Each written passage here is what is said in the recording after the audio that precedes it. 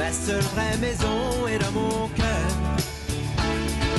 Voilà, on évoque cette affaire de ce squat d'un local appartenant au Petit Cambodge, local qui devait prochainement devenir un restaurant squatté par des militants d'extrême gauche appartenant à Youth for Climate, Décolonisation le féministe et la coordination autonome noire. Les propriétaires du restaurant ont donc lancé un appel à l'aide face à ce squat. Absolument, et nous sommes justement avec Maître Éric Bernard, avocat du Petit Cambodge. Bonjour Maître.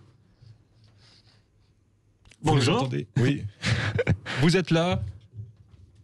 Je vous entends. Alors écoutez, on a visiblement la liaison, c'est bon, est assurée. Donc oui maître, vous vouliez intervenir, on vous a d'ailleurs invité pour cela, sur cette affaire qui fait beaucoup réagir sur les réseaux sociaux, notamment.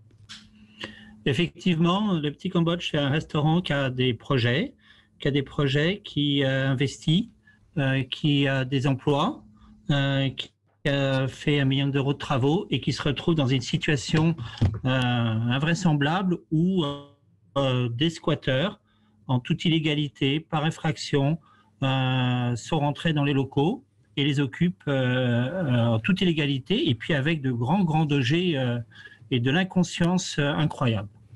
Alors dans les procès-verbaux pour l'instant dressés, on voit qu'il n'y a pas de traces d'habitation. S'il y avait traces d'habitation, ils seraient dans leurs droits ?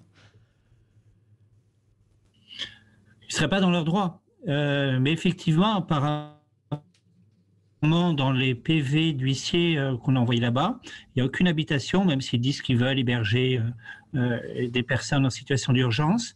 Il n'y a pas d'habitation à notre connaissance.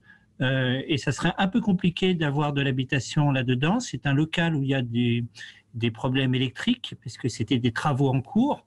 Héberger des gens dans ce local serait totalement irresponsable. Ce serait les mettre en danger. Mais à notre connaissance, il n'y a aucun habitant. Aucun habitant. Il n'y a personne qui dort. On a été voir la nuit. Il n'y a personne, il n'y a rien. Il y a juste des occupations pour des activités dans la journée. Maître, le soir, en toute illégalité, y compris en toute illégalité, oui. Maître, on s'en souvient, le Petit Cambodge, il faut le rappeler, ça a été un des symboles des attentats du 13 novembre 2015, frappés évidemment lors de ces attaques perpétrées par les terroristes. Et d'ailleurs, certaines associations qui occupent le local que l'on vient d'évoquer évoquent notamment, ils disent en d'autres termes, ils font référence à ces attentats dans des termes qui peuvent être choquants, hein. Allô ? Oui. Et des petites coupures, oui, ils sont particulièrement choquants. Le local est occupé. Le local a été proposé par la Alors on ne vous entend mairie plus. De Paris, oui. Par le bailleur social de la mairie de Paris, et l'occupation tout à fait félicite. D'accord. Et alors, le grand paradoxe de toute cette histoire, c'est que ce sont des activistes d'extrême gauche qui militent pour une société ouverte et autres. Et on voit dans le procès-verbal notamment que la société du Petit Cambodge n'hésite pas à soutenir des personnes désireuses de travailler, mais sans papier, qu'elle a réussi à faire régulariser. C'est vrai. Le Petit Cambodge Emploi paye ses salariés un peu plus que la moyenne du marché et prend soin de pouvoir accompagner des personnes en cuisine, de leur donner une formation. Il y a déjà eu sur ce prochain restaurant qui devrait être ouvert ici, plusieurs salariés, quand j'ai été embauché, sont en formation. Ça va poser un problème rapidement si on ne peut pas finir les travaux et quand les restaurants pourront être ouverts, les faire travailler.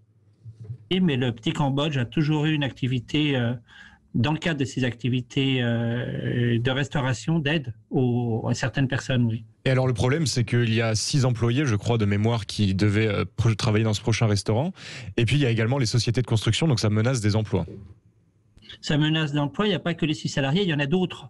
Il va y avoir au moins 10 salariés qui étaient prévus, donc il y en a 6 qui ont déjà été embauchés, qui étaient en cours de formation. Les travaux ont mis du temps, il y a quand même des très très très gros travaux qui ont été engagés dans ce local, des très très gros travaux pour faire un espace convivial, adapté à la restauration. il y a effectivement plusieurs entreprises qui ont encore leur matériel là-dedans, qui probablement détérioré, qui souhaiteraient récupérer, qui ne peuvent pas.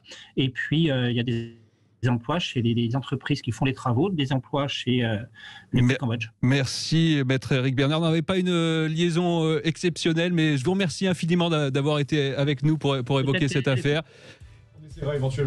On essaiera éventuellement de vous recontacter. Vous pouvez réagir à cette affaire au 0826 300 300 à partir de 12h45.